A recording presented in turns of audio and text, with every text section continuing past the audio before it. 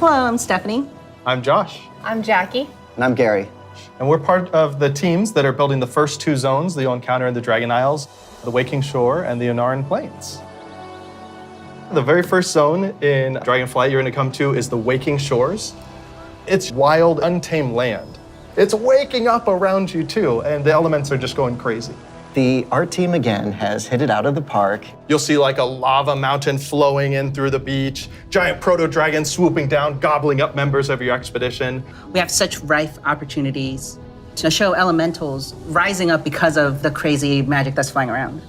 The one of the things I love is just how you get to the Dragon Isles, right? So you're gonna get on your boat in Stormwind or Orgrimmar, and the first thing you do is sail between like the dragon ruin architectures. The boats come right alongside each other. You can jump from one boat to the other and just start causing havoc on the other faction's boat. For those who love PvP, this is a great opportunity for war mode. True. It's free for all out there. It's gonna be great. But it's okay. There's an innkeeper on the beach, so that if you're in that situation and you don't want to be in war mode anymore, you can just hop out right there. The Reliquary and the Explorers League are working together. The Horde and Alliance are sending an expedition together. It's not the military, it's not the soldiers. This is the scientists, the settlers, exploring this new land. So it's a lot more optimistic tone. One of my favorite things about the Waking Shores is the Red Dragonflight, led by Queen Alexstrasza, the Lifebinder. They have the mandate of nurturing and protecting all life, which means Horde and Alliance, Gorloks, trolls, everybody. So they take that duty seriously. When the Horde and the Alliance come to the Waking Shores, they want to be there to help guide the people through the new land and welcome them. But they're not the only one in the Waking Shores. We have the ancestral home of the Black Dragonflight there too, which has fallen on tough times since Deathwing's descent. And so Rathian's coming over to the Isles with us, and he's gonna try and come to terms with the state of the Dragonflight, which is a few loyal Draconids and Dragon Spawn trying to hold their ground. What can the future of the Dragonflight be if it's just Rathian? Because it's not just the dragons that are coming back to the Dragon Isles, but also their longtime rival, the Djaradin. I love the Djaradin so much. They're half giants that wield the power of magma. And when the Waking Shores and the Dragon Isles went to slumber, they also slumbered.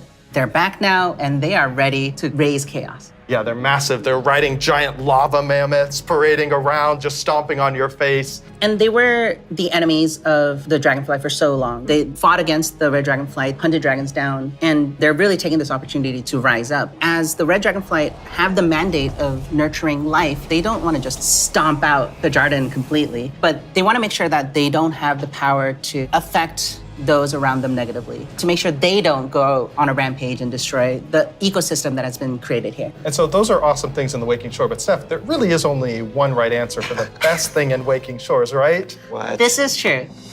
Ducks. We finally have those webbed feet hooligans in our game. We cracked the technology. They We've got can them figure in. it out. They Yep. can fly. You should be proud. Thank you. It's gonna be awesome. The Ohn'ahran Plains come right after the Waking Shores. It's so breathtaking at first glance. The Ohn'ahran Plains are big, wide open plains.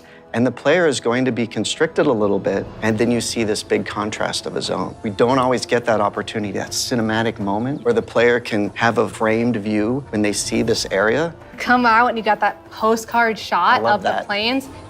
And then you see this giant fire proto-dragon breathing fire and a herd of Centaur like harpoon down the proto-dragon and crash into the ground. And the first thing you get to do is go help them kill the proto-dragon. Like, how cool is that? Who is Ohn'ahran? Ohn'ahran is the wild god of the wind. And she's appeared before as like this big spirit eagle. She's the one who guided the Centaur to the Dragon Isles many, many years ago. She blessed them, took their caravan across, and then showed them the plains.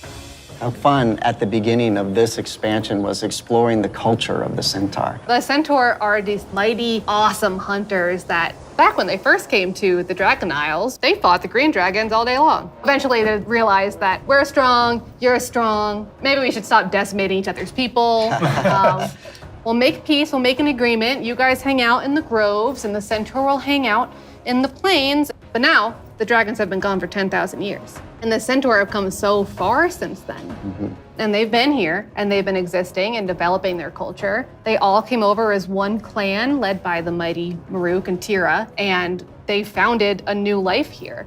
So if you want to get across, you have to follow their rules and their traditions. You have to earn their trust. You are the first outsiders to come in generations upon generations.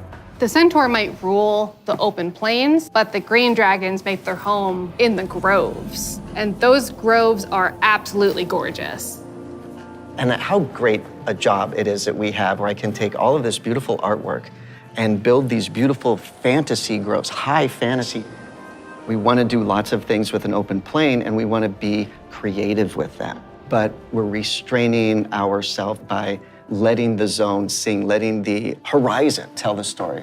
We certainly couldn't have done that in the vanilla WoW. No, definitely not. The zones are so big and you can see so far, especially in Ohn'ahran Plains. So we talked to the engineers and we actually increased that distance. It spurs you on to want to adventure and look through the zone and explore everything. The interesting thing for me is we have all these conflicts with the dragonflights. There's missing dragons, there's battles, there's so much crazy stuff happening, but that's not really all we're doing. There's so much extra fun activities for people to do.